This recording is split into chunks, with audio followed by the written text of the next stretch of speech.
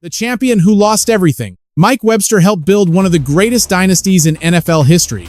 He snapped the football to Terry Bradshaw, protected a championship offense, won 4 Super Bowls, and earned a place in the Pro Football Hall of Fame.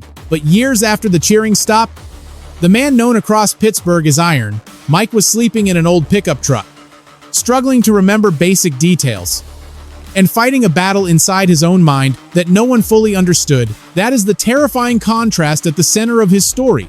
On the field, Webster represented strength, disciplina, and durability. He played through pain, absorbed contact on nearly every snap, and became one of the most respected centers of his generation. Fans saw a player who seemed unbreakable. Teammates saw a leader they could trust. Coaches saw the anchor of an offensive line that helped define an era, but retirement revealed a different reality. Webster began suffering from memory loss, depression, confusion, chronic pain, and dramatic changes in behavior.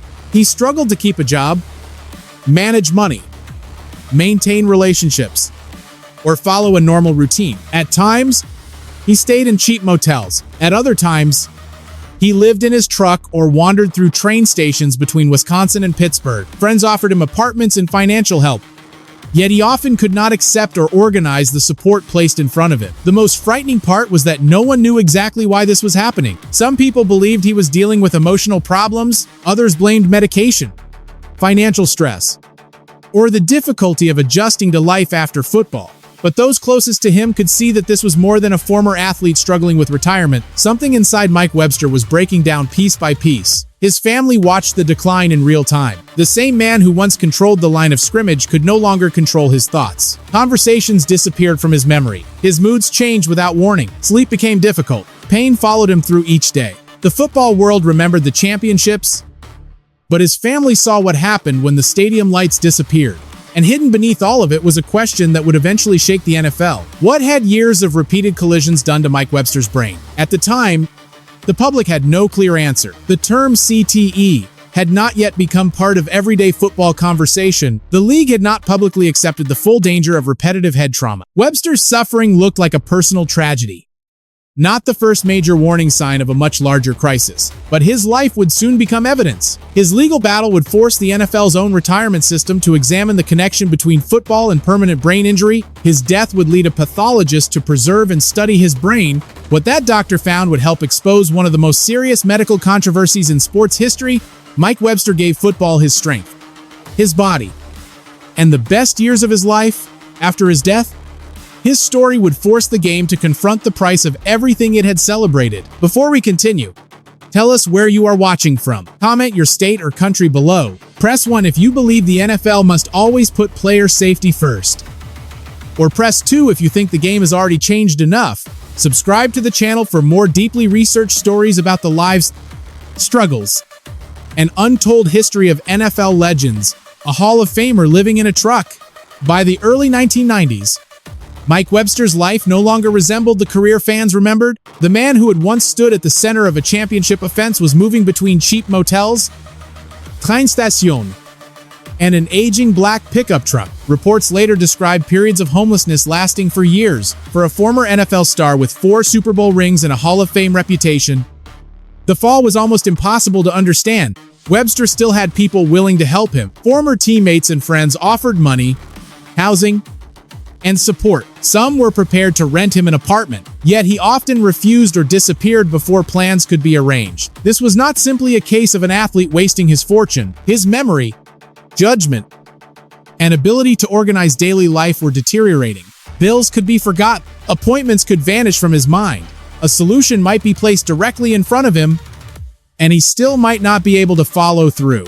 There were brief moments when Iron Mike seemed to return. He could attend a Steelers alumni event, smile for photographs, and tell stories from the championship years. Those appearances gave friends hope that the worst had passed. Then, days or weeks later, someone might find him confused in a public place, or learn that he had forgotten where he parked his truck. The contrast was brutal. On Sundays, Webster had read defensive fronts in seconds and made decisions under pressure. In retirement, simple routines became difficult. He could not keep steady work. He struggled to manage money. He moved through life without stability.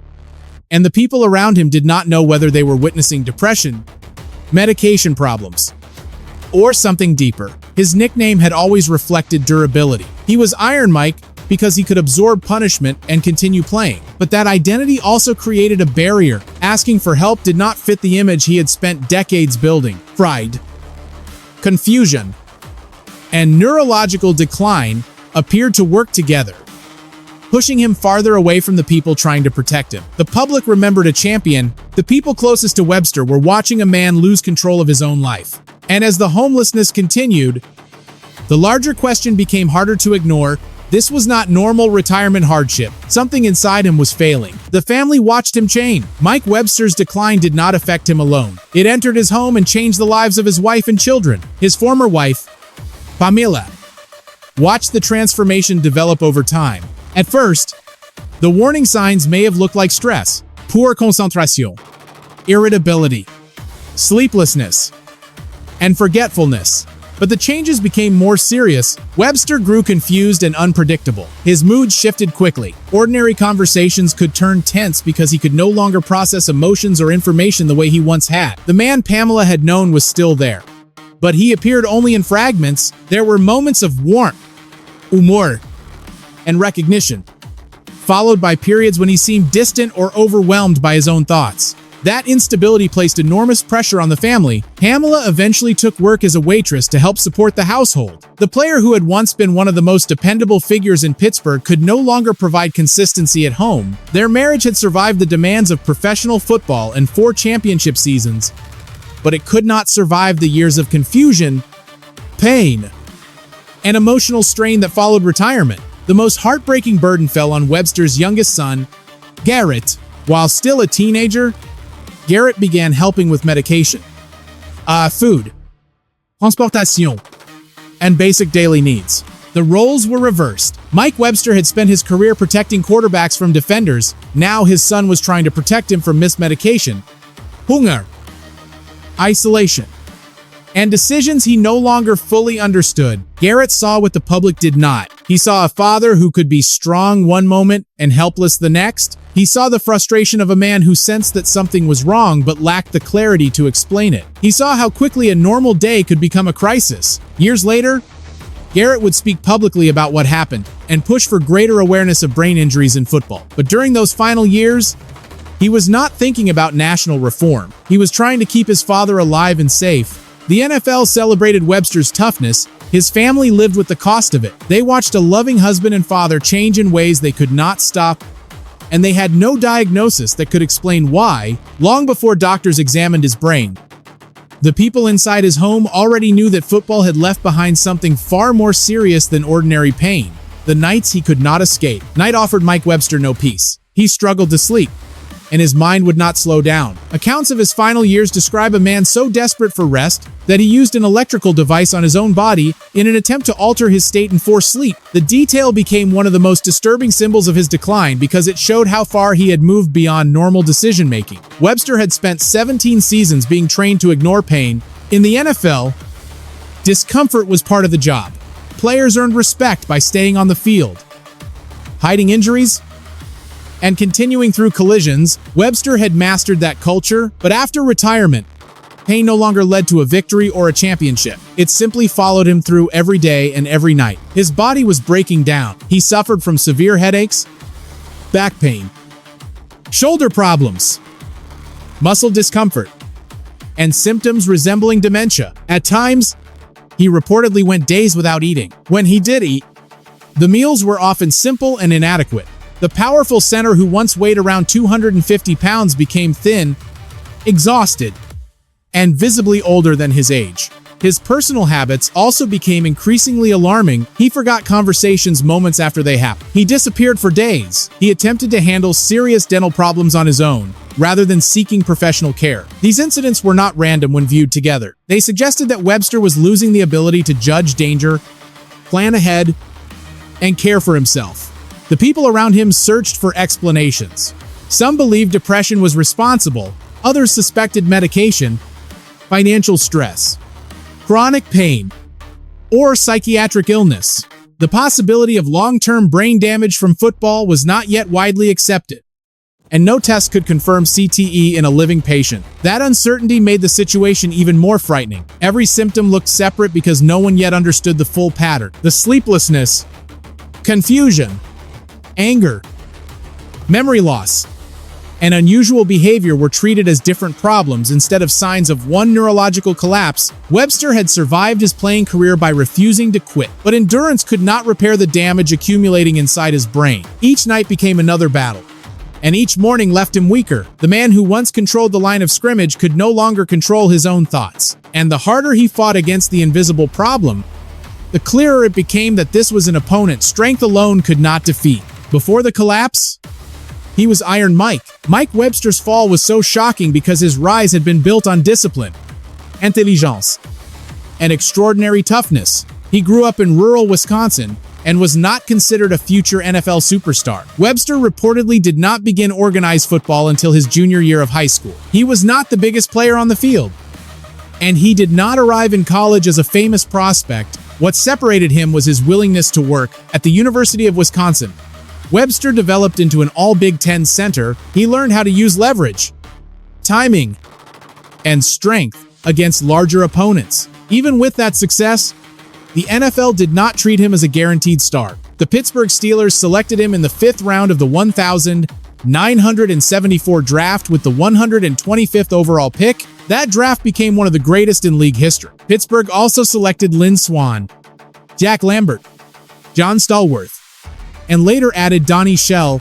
All 5 eventually reached the Pro Football Hall of Fame. But Webster entered the league without the attention given to early round selections. For 2 seasons, he waited behind veteran center Ray Mansfield. He contributed at guard and on special teams, studied the professional game, and accepted work that rarely appeared in highlights. Then, near the end of the 1975 season, he entered the starting lineup and began one of the most impressive durability stretches ever produced by an offensive lineman. Webster started 150 consecutive games and appeared in an even longer run of consecutive contests. At center, contact came on nearly every snap. Defensive linemen attacked from inches away. Helmets, shoulders, arms, and bodies collided repeatedly. Missing games would have been understandable. Webster rarely did. That durability created the legend of Iron Mike. He became known as one of the strongest players on the Steelers and won respect through preparation and physical power. Coaches praised the playing strength that allowed him to overcome his lack of ideal size. At the time, every game played through pain added to his reputation. No one was counting how many hits his brain absorbed. The same collisions that made him a symbol of toughness may have been creating damage that would not reveal itself for years. The nickname Iron Mike once meant that Webster could not be broken. Later, it would become a reminder that even the strongest player has limits, and that those limits can remain hidden until long after the final whistle. The center of a dynasty, Mike Webster became the anchor of the Pittsburgh Steelers offense during one of the greatest eras in NFL history. The stars around him often received more attention. Terry Bradshaw threw the passes. Franco Harris carried the ball. Lynn Swann and John Stallworth created unforgettable plays. Pittsburgh's defense built a reputation that intimidated the entire league. But every offensive snap began with Webster. His responsibility extended far beyond delivering the football. He identified defensive alignments, communicated blocking assignments, and fought defenders who were often larger than he was. His work did not produce touchdowns or appear in box scores. Yet the offense depended on his consistency. Webster helped Pittsburgh win 4 Super Bowl championships. He earned 9 Pro Bowl selections and multiple All-Pro honors. He played 15 seasons and 200 games with the Steelers before finishing his career with the Kansas City Chiefs. By retirement, he had completed a 1-7 season, 245 game professional career. His number 52 became one of the most respected numbers in franchise history. The Steelers did not issue it again after he left, reflecting the place he held within the organization. Future centers in Pittsburgh would be measured against the standard he created. In 1997, Webster entered the Pro Football Hall of Fame. Terry Bradshaw served as his presenter, and the ceremony produced a moment Steelers fans never forgot. Bradshaw brought out a football and took one final snap from the center who had protected him through 4 championship runs. The crowd saw 2 legends celebrating their shared history. Webster spoke about failure, perseverance, and finishing the game. His words sounded like the message of a man who had overcome every obstacle. What most people did not know was that his life was already collapsing. He was struggling financially, his memory was failing, his relationships were under pressure. At times, the man being honored among football's immortals was also sleeping in his truck. That contrast gives the Hall of Fame moment a darker meaning. Football was preserving Webster's legacy at the same time he was losing control of his own identity. 5 years later, he would be dead at age 50, yet his most important influence on the sport had not happened during a championship game. The next chapter of Mike Webster's story would begin after his death, when doctors and lawyers started uncovering evidence that football could no longer ignore. The NFL's own records told the story. By the late 1990s, Mike Webster's condition had become impossible to dismiss. Several doctors examined him and documented serious cognitive problems. Their evaluations described memory loss, mood changes, confusion, and symptoms resembling dementia. One report characterized his behavior as childlike, a devastating description of a man once known for strength, leadership, and control. Webster's attorney, Robert Fitzsimmons, argued that the damage was connected directly to his football career. The claim was simple but powerful. Years of repeated blows to the head had left Webster permanently disabled and unable to work. The NFL retirement system granted him benefits but disputed whether he qualified for the highest level of compensation. That distinction mattered because full benefits required proof that his disability had begun as a result of injuries suffered while he was still playing. For the league, the consequences extended beyond one former player. If Webster's brain damage was officially connected to football, other retired athletes with similar symptoms could make the same argument. The medical evidence, however, continued pointing in one direction. Internal records from the retirement process concluded that Webster's disability was related to head injuries suffered while playing for the Steelers and Chiefs. This acknowledgement existed years before the NFL publicly accepted the broader link between repeated football impacts and long-term brain damage. That contradiction would later become central to the controversy. Privately, the league's own benefits system recognized that football-related injuries had destroyed Webster's ability to function. Publicly, the sport continued to question how dangerous repeated head trauma really was. Webster received financial assistance,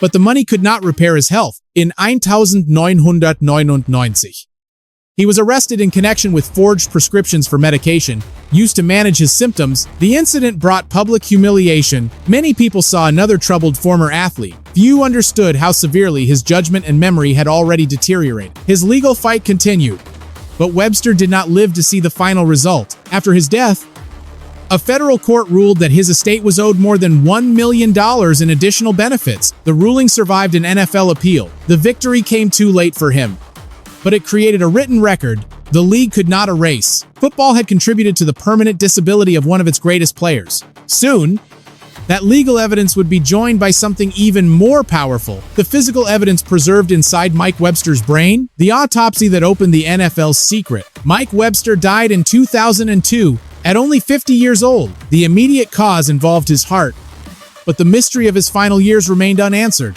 Dr. Bennet Omalu, a forensic pathologist working in the Pittsburgh area, examined Webster's body. Omalu was not deeply familiar with American football and did not approach the autopsy as a fan studying a Steelers legend. He saw a relatively young man whose body appeared worn down far beyond his age. Webster's history raised difficult questions. Why had an elite athlete suffered severe memory loss, mood changes, confusion, homelessness, and unusual behavior? Why did he require medication simply to function? Omalu expected the brain to show obvious physical damage. At first, it did not. To the naked eye, Webster's brain appeared largely normal. It did not show the dramatic shrinkage associated with some forms of dementia. A routine examination might have ended there. Omalu decided to continue. He preserved brain tissue, arranged for special staining, and examined the samples under a microscope.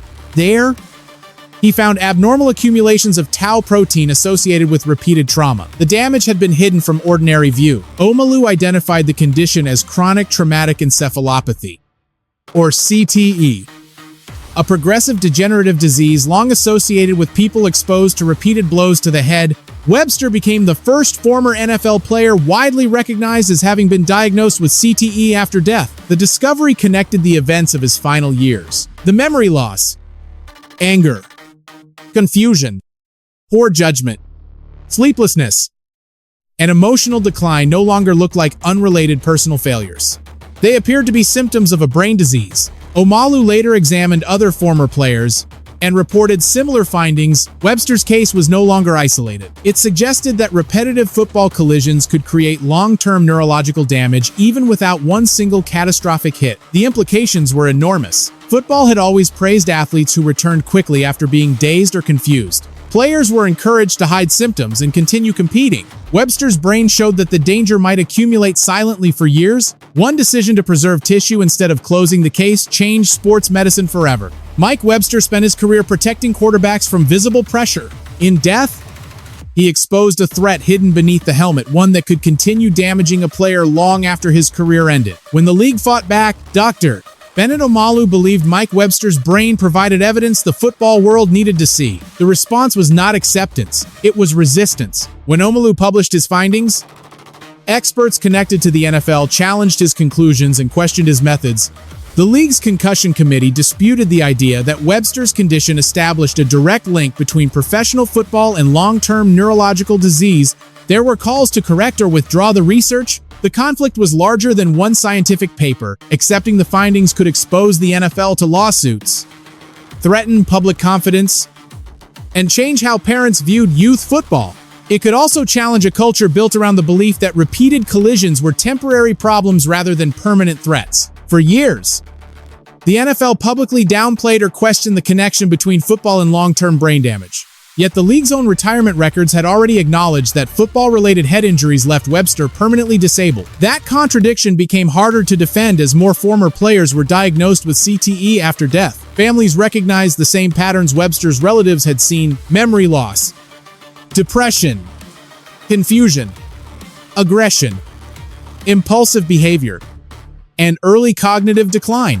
But 2009, the NFL publicly acknowledged that repeated head injuries could cause lasting brain damage, but the pressure had already expanded beyond one player and one doctor. Thousands of former players eventually joined litigation, alleging that the league had failed to warn them properly about neurological risks. The case produced a major settlement intended to compensate qualifying former players with serious cognitive conditions. Arguments continued over fairness, eligibility, and whether every affected family received enough support. Webster's story also reached millions through the film Concussion, which dramatized Omalu's discovery and the resistance surrounding it. The movie brought a difficult question into the mainstream. What responsibility does a league have when the sport it promotes may permanently damage the athletes who make it profitable? Football began changing. Concussion protocols became stricter. Head contact received greater scrutiny. Players became more willing to report symptoms. Coaches and youth programs reconsidered tackling practices and unnecessary exposure to repeated impacts.